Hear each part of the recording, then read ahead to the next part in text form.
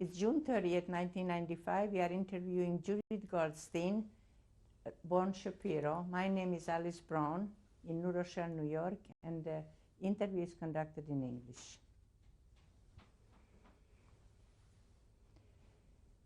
Well, what happened after you went into those showers? Well, we were really afraid. We had heard that instead of water, gas comes on and then the floors cave in. But it didn't. Water came, and it was in fact warm water, and we showered, and you were with your mother? Yes, with my mother. Go ahead. And we were not gassed. We were just not gassed. We came out of there, and we were like surprised that we were still alive. So we got dressed in those new outfits. Already you gave up all the possessions except for my little ring. And we were placed in a barrack. And from there, kids would not go out to work. They would be left in the barrack while the parents or younger people who were of working age would go out on a daily work. And the work, I understand, was basically shoveling things and picking up stones, and it was like labor work, that type of thing. It was nothing exciting. In other words, they just wanted to keep you occupied. I don't know. I don't know what they did. But a few times they cleaned out the kids. So fortunately, one day I got sick and they put me in the Revier, which is like a little medical center. And I survived that one too. Parents came home and they didn't find their kids anymore. They were just not there. What, they just picked up the children? Right. The kids were not there. What happened to you? What was your sickness? Well, actually, I got sick with diphtheria. I almost died. So that's another time when I barely made it. I was dancing with death. My mother had heard that they are going to remove everybody from the medical center. They somehow gave me an injection. I remember receiving an injection, and maybe I did get better, but I wasn't ready to leave the Revier. And my mother came and asked them if she could take me out, and she came and asked permission to take me to work. And that day, they cleared out the Revier, the medical center. No one was there anymore. Plus, there were no children, except for a few. And one of the few was my girlfriend, Ruthie, who did survive the war. Where did you meet Ruthie? I met her, actually, I think I met her in Kaiserwald, which was, they brought in Jews from Latvia. And that's where I met her. I met her in Katzet. When you say Katzet? Katzet is a camp. That's like a concentration camp? Yes, it's a concentration camp. Is that an abbreviation of some sort? I don't know. And probably in German, is it? I don't know. I never did any research on this. But that's what we used to call it, Katzet. I called Katzet until I didn't know of the concentration camp, which is later when I arrived to Stutthof. So you met this girl, Ruthie? So I met this girl, yes, and she and I would sit and worry about dying, and we would explore all kinds of possibilities, which would be the better way to die, by the gas or by beating or whatever. And she and I decided that the best way to die would be by the bullet. And I have to read something, because after the war, she survived the war, and I did write a poem for her 40th anniversary. And it traces back to our childhood. Ruth and I, we were children when we met in Katzet. We each had a mother, luckier than others. no longer a father. We lived in a barrack under one roof, and we constantly adjusted our future with no foundation or proof. We felt frozen with horror and no time to borrow. Hope seemed pathetic, but our acts of function still remained aesthetic. Daily we crumbled inside and had no place to hide. We were still children, and yet no longer children. Then one day in May, with much exhilaration came the liberation. We began to blossom, but life still seemed awesome. We still talked about how we almost fermented, even though times had begun to feel quite augmented. We started to date at an early age and explored possibilities under very modest facilities. We met a couple of great guys who suggested that we become their wives.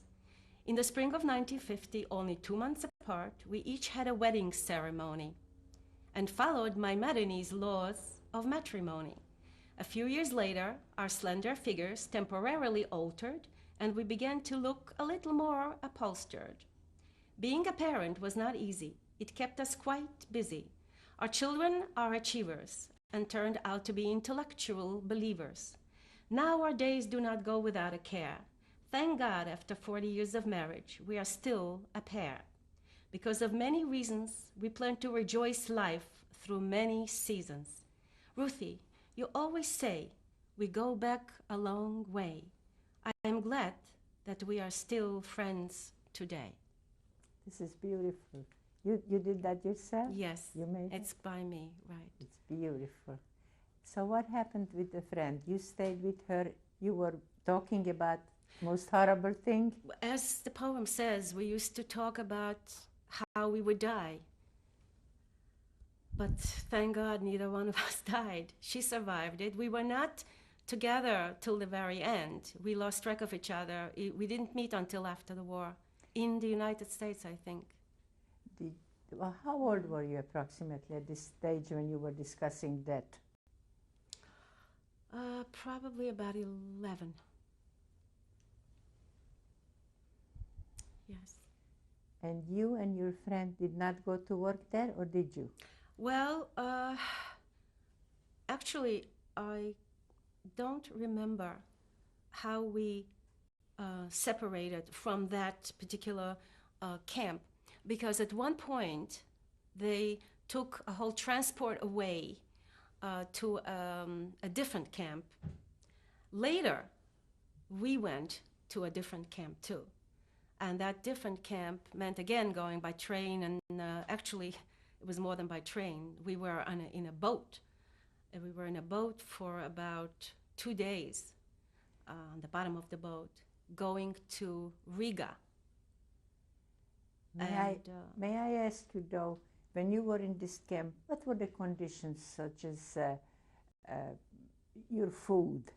To Well, talk about mundane things, yes. food, sanitary conditions. We were full of lice. And of course, we had no hair. But our clothing, we would sit at night and do this, get rid of the lice. They used to put some kind of a smelly thing on us or on our clothes. I don't know what it was, to get rid of the lice, but we still had lice. I could never understand, perhaps from weakness, I don't know. People were full of lice. Were those clothes clean when you got them? Were they worn, or were somebody wore them before, or what? I don't think so. I don't remember. They would take clothes, I think, and they would go through some kind of a process. But it didn't matter, because as soon as you put it back on, you were full of lice again. So we got it from each other. As far as toilets, it was terrible. Every time you needed a toilet, it was maybe 1 or 2 toilets in the entire barrack, and there were always lines. And if you were unfortunate, you had some problem with dysentery, you were very unfortunate. It was horror. Common? And then you got beaten. Was it common? People Yes. to have dysentery? Oh, of course. A lot of people got sick and died. The barrack was not clear of death every single day. Every single day people were dying. And they were beating you at work, Well, or just in the morning we had to get up, and it was called an appel, like roll calling. And I remember you had to like really look straight at the person who was counting the rows. And maybe I, as a kid, I don't know what happened, I kind of turned my head to the side, and suddenly I felt such a blow right here in my left side. I remember seeing my head falling on the floor and coming back up, down and up until it diminished. But it was, I thought that he knocked off my head. You blacked out?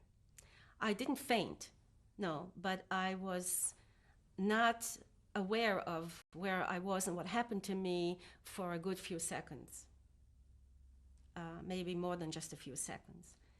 And actually, I had suffered from that blow was something very serious, because 8 years ago, I had a tumor removed called meningioma from my brain over here, and the doctor asked me immediately. He said, "What happened to you? Did you ever get hit here?" Because this particular tumor is prevalent among construction workers who get hit, something falls in your head. And I told him the story. He says, "Well, it looks like it was there from the war. And it just took many years to grow." I almost died from that. But it wasn't malignant? It was not malignant. It was just a tumor the size of a plum, growing on and pressing on my brain. It was like a half an inch from my optic nerve. And 8 years ago, it was removed. And I'm very, very lucky that I'm alive. And that I'm well coordinated also. According to your talents, you must be well coordinated. No, I mean, physically, my motor skills are I mean, you pay a price, you know, but it's not what it was, but it's considerably good, you know. In the meantime, what happened to the musical education? Nothing. It didn't happen. Anything didn't happen. The few pieces I learned in the ghetto, which one of the pieces was a piece by Mendelssohn. I knew inside out, but not having a piano, I used to sit and play on the bench, and I'm playing on my mother's back, and just finger the notes, and I thought I knew the piece. It turned out that after the war, I went over to a piano. I couldn't even find where to begin. Like the whole keyboard looked alien to me. Did you ever have thoughts of becoming oh yes, a pianist or something? Oh, it was my greatest desire, and I was actually doing pretty well. After 1 year of music, I played Chopin waltzes and Mendelssohn. I had a very nice technique. I understood the structure of music and harmonically what goes on, the progressions of chords. But it somehow came to a halt. The years that I had lost. I mean, even at the ghetto, I didn't have a piano. Whatever practice you did the few pianos that were available. You were assigned a half an hour perhaps, and you practiced. But then there were several years, quite a few years actually, that I didn't have a piano. And that really was a big factor in my not achieving such a level of being a concert pianist. And that was your dream, to become one? Yes, oh, that was my dream, yes. I achieved it, but not the skill is not there, what it needs to become a pianist. Despite all these terrible years that you spend in camps, you still perform and you do things, I guess. Well, now I do, but it took much effort to do it. I hate to go back to the Yes. other things, but I would like to know what happened in that camp, and how long did you stay in that camp in the Riga Kaiserwald? I think we stayed there almost a year. And this was Almost the a living year. that you described on and off? Well, as I said, they cleaned out the children from the barracks. I was just a few that survived, and the beatings and the hunger and then suddenly they decided they would take a transport out of the camp, take it to Riga, which is another camp. And that was the boat ride that lasted 2 days, which we thought we would never. First of all, we didn't know where we're going. Again, they never told you where we were going. I thought that they're just taking us on a big ship. I think it was a ship, not a boat. And where was this, in the Baltic Sea? I have no idea. And we were on the bottom of the boat, so to speak, the basement of the boat, where they have the sand, you know, to keep the balance of the boat, the ship. And people were very ill. There was no food. There was no water. People, I don't even remember if people died or not. Were you going with your mother? Yes, and my aunt. My mother told me that it was Yom Kippur or Rosh Hashanah, so it must have been 1944, I think. Yes. And then we were taken again on smaller boats or on trains, and then on a train too, and we arrived to Stutthof. So you didn't stay in Riga? We stayed, yeah. We stayed How for long almost did a year there. For a whole year? Yes. Yes. Yes. And what were the conditions over there? What did you do? Was that another concentration camp? Or was Riga? Yes. Okay. In Riga, it was, yes, it was another concentration camp. Also, big rooms with like a barrack type of, and again, shaving the head and the lice and the beatings and the whole thing. But we were taken to every morning, and this included even the children, to work for a German firm called AEG, AEG, where they were doing field telephones. And they showed us how to connect the wires to the receptors. And we worked there all day. Was the your kids friend as well with as you? Yes. Ruthie. Yes. And your mom? My mom too. No, my mom worked harder work. What did she do? I think my mom worked, I think shoving coals in a big oven was very hard. She didn't think she would survive. How did she bear up to all this hard work? Well, very difficult, but if not for my mom and my aunt, I would not be alive. Because when we got to Stutthof after Riga, again, if not for my aunt and my mother, I would not be alive today. They both worked at the same place, or were they working different places? Different places. I think my aunt maybe worked with me.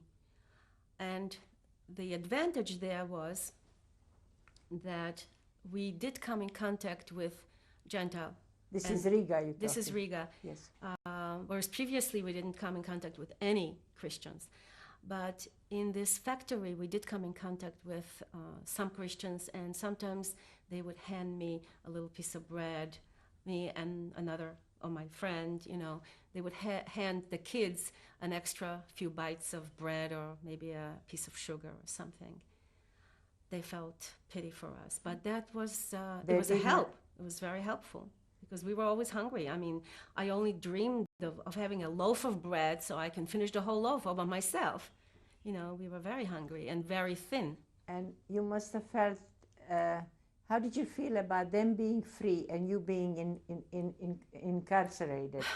What was your feeling? My feeling was that I envied the existence of a dog.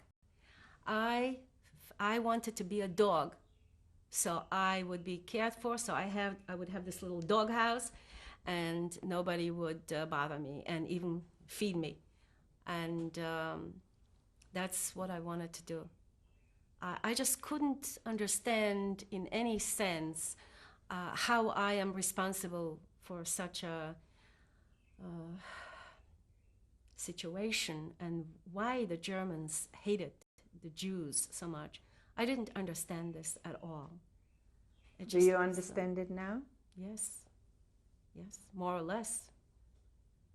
Yes. And when you worked with these non-Jewish people, they weren't hateful to you in any way. I mean, Some of them, because you just described some of them were helpful Right. to you. Right.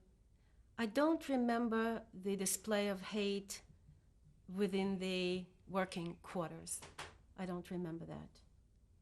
And the rest of the milieu was together with my own people, you know. How did the people, the Jewish people, act under those very trying conditions? It was not easy. I do remember incidents of fights, verbal as well as physical. Everybody was for themselves, as they say, every man for themselves, because you knew that if you don't do things for yourself, nobody else is going to do it. Some people were as civil as we should be, but not everybody. Also, there is a distinction, I think, and this really worried me all the time, these class distinctions, which did happen too, you know. I am even there. Even there. And the worst part was when the Hungarian Jews arrived, and again, there was a definite dichotomy between us and them, and that too I couldn't understand. It was an unfortunate situation because they took every Hungarian or maybe Czechoslovakia Jew, they took him on the outskirts of Riga and they slaughtered them just like Ponari. So they didn't even stay at our camp. And then we later found out what they did with them, which was just tragic. You see, I don't know, but in Hungary and in Czechoslovakia, maybe the conditions weren't as harsh as what you lived under. Right. Probably, I don't know. Yes. And maybe that's what, did they resent you or you resented them? I don't remember resenting anybody, but I do remember that there was some kind of friction. Actually, I think they resented us, now that I think of it. And it's interesting why. I happened to have married a man from that region of Europe, and he told me later that the Jews in Hungary or Czechoslovakia did look down at Polish Jews. I don't know why, or it's silly, but it did happen. The tragedy was that they were all killed. All of these Hungarian the whole transport. This was where in the late 1944. That was in Riga. Maybe not late 1944, maybe middle 1944. Like summer 1944? Sometime in 1944 when we were in Riga.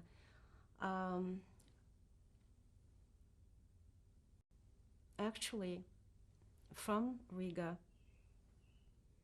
we were taken to Stutthof, you know. And when you talk about Stutthof, what do I hear this? Is this a concentration camp or a Vernichtungslager? That was a Vernichtungslager. Which means that was the worst.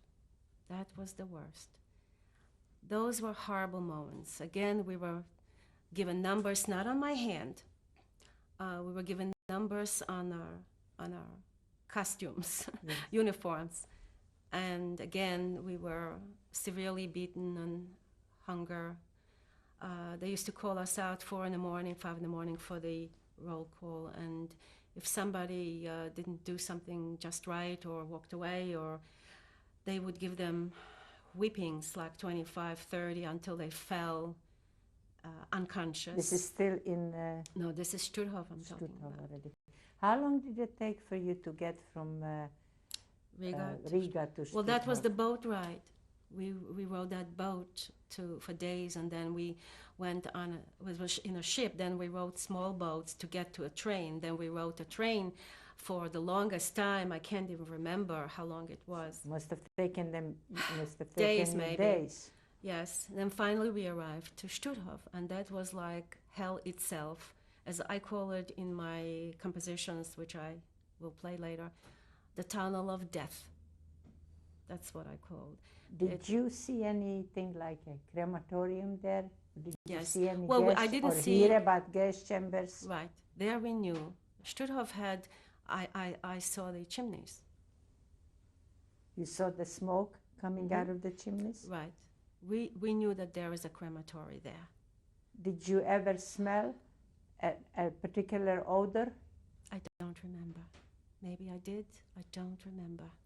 I was never conscious of it. I do know that I was again ill there, and from that blow that I had, it somehow impaired a vessel in my left nostril, and I would get these nosebleeds, and I had lost a lot of blood. I would walk out with whatever I grabbed, or schmata paper, whatever, to stop the nosebleed. It would stop, and then it would go again, and there was no doctors to cauterize it.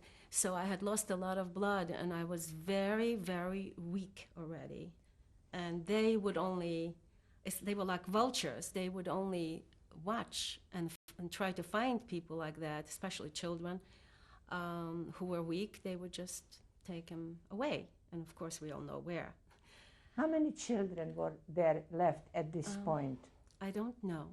But But all I I mean- do know that one morning they called out all the children. They said, alle Kinder unter 13 Jahre raus. All children under 13 raus, gather together. And I don't know where the rest went, but they took many, many children away. And then they just left a handful of children. I guess they fulfilled the quota that day. And I was one of them. Did who you make stayed. yourself look a little older, or did your mother help you to look a little older? I couldn't do it. How could you do it? There was no hair, there was no makeup. You were el natural. There was nothing to do. No. So But what- I do remember when they decided to take out a transport from Stutthof to my last camp, which was Torun. It was a Polish city called Bydgoszcz, and the Germans called it Torun, T-O-R-U-N. So you say that Bydgoszcz is identical Torun. To Torun, Torun, right. I see. I actually wasn't too long in Stutthof. Had How I long been? were you there? Not too long, maybe Few weeks? 6 weeks or something like this. And it was there that we found out that my father was alive. And at one point, I think, we saw him from across the fence, far away. I have a vision of having seen him. But you Of course you didn't couldn't. contact him, No. no how? No, but we had heard that he is alive, and that's where he was. And of course, we were separated by electric wire. You couldn't touch the wire. You were electrocuted right away. Where was your brother at this point? I didn't know. Last didn't you know. saw him when he jumped off the Was from the train. No, I didn't see him in the plane. But at that point, we were Was the separated, train women from men. After the train jumped, that he jumped I off the- found out about him jumping off the train after the war when we met. I You didn't didn't know. see him jump. No, I didn't know. So So this camp Stutthof, you stayed in the barracks all the time, or did you work? no, we stayed in the bar. No, but I don't think anybody worked. It was just an existence. Beatings every day. If you had to go to the toilet, they were standing there with the whips. It was a door, let's say, the size of this room. And can you imagine if you had to exit, let's say in the morning, if you had to exit on the roll call, and people were trying to, they would stand, the SS and capos would stand with the whips, and whoever was inside got hit because this was their sport. Who was the couples? What nationality were they? They were Poles, Ukrainians, a lot of Ukrainians. They were the worst. Lithuanians. In what way were they worse? They were hating the Jews. They were actually enjoying this whole scenario. They did it with. They did it. You think they were anti-Semites before, or the war Oh, made absolutely them, or what? before. Absolutely. I had heard later that these were criminals removed from the jail so they can take on this pleasant job. And that's the beatings were enormous. For no reason? No reason. They didn't need a reason. No, not at all. So it was there when they decided to transport us to another camp, and they separated again the children, and I knew this was my final journey. Were you separated from your mother? Then, yes, I was separated from my mother, and I knew that this is a death camp. I knew I'm going into the crematory. When the last minute, the Blockälteste, the head of the block, who was Jewish, noticed me, and maybe she liked me, I don't know. She came over to me and she said, "Du Kleine, was machst du da? Du musst gehen mit deiner Mutter. You little one, what are you doing here? Why don't you go with your mother?" And I said to her, you know, but these are children. And she actually took me by the hand and took me to my mother's group where we were standing. And this was one more time when I was saved. Did she save your life this Yes, way? she absolutely saved my life. It was one of them. There were more situations, but this was definitely one of them. So did you join your mother? And my aunt. And what happened then? Then we were put on a transport to go to Torn. On a train or on a boat again? Interesting. I don't remember how we got there.